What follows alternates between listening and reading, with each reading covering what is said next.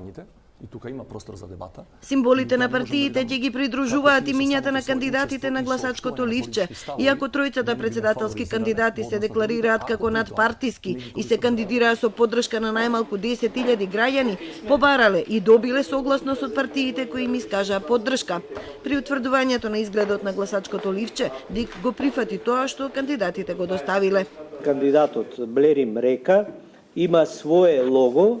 Тоа е едниот символ и логото на двете политички партии кои што му дале согласност да го користат, тоа се Алијансата на албанците и БЕСА.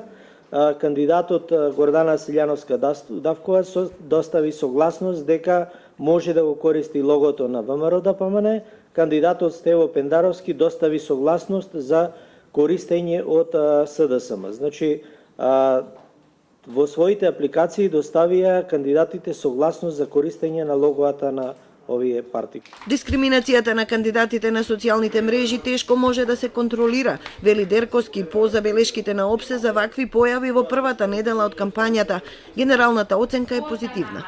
Првите 7 дена од кампањата, денес е 8-миот, со мали забелешки кои што ги напомена и прелиминарниот извештај на ОПСЕ, мислам дека се окей и во однос на она што сме го имале како претходни искуства, мислам дека добро врви кампањата.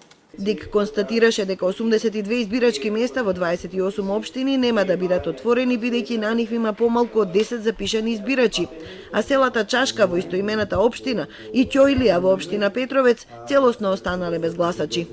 За жал бројот на овие избирачки места од избори на избори кај што не се гласа, односно кај што се намалува бројот на избирачи испод 10 гласачи од едни избори на другите ги се зголемува. Сега таа бројка 82 избирачки места. На последните председателски избори пред 5 години бројот на неотворени избирачки места со помалку од 10 гласачи беше 57.